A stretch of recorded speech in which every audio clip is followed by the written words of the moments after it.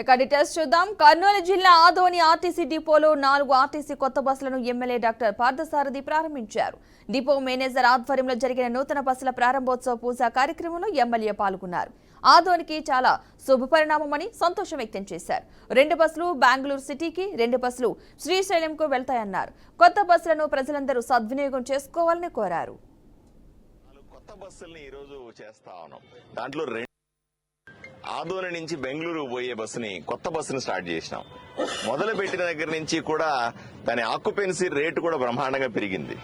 గతంతో పోలిస్తే బెంగళూరుకి ఆర్టీసీ బస్సును ఉపయోగించుకునే ప్రయాణికుల సంఖ్య పెరిగింది. ఈ రోజు 4 పాత బస్సులను తీసేసి వాటి స్థానంలో 4 కొత్త బస్సుల్ని ఈ రోజు చేస్తా ఉన్నాం. దాంట్లో 2 బెంగళూరుకి, ఎందుకంటే ఇక్కడి నుంచి బెంగళూరుకి వెళ్లే వాళ్ళ ప్రయాణికుల సంఖ్య పెరుగుతా ఉంది, డిమాండ్ వస్తా ఉంది. లాస్ట్ టైం బస్సు పెట్టినప్పుడు దాని ఆక్యుపెన్సీ పెరిగింది కాబట్టి మరో 2 బస్సులు కొత్త బస్సులు. గుర్తుపెట్టుకోవాల్సింది ఏంటంటే ఇప్పుడు ఎవరన్నా ప్రైవేట్ బస్సులు వెళ్తా ఉంటే అవన్నీ పాత బస్సులు, అవి ఎప్పుడో బస్సులు అవన్నీ కూడా. కానీ ఇప్పుడు మేము పెడుతున్నవి సరికొత్త బస్సులను పెట్టాం. సరికొత్త బస్సులు 2 బెంగళూరుకు పెట్టాం, 2 శ్రీశైలం పెట్టాం. ఎందుకంటే ఇక్కడి నుంచి శ్రీశైలంకి వెళ్లే ప్రయాణికుల సంఖ్య కూడా ఎక్కువగా ఉంది. మధ్యలో ఎన్నో మంచి స్టాపింగ్లు ఉన్నాయి కాబట్టి తప్పనిసరి ఇది వయా కర్నూలు మీదే వెళ్తుంది.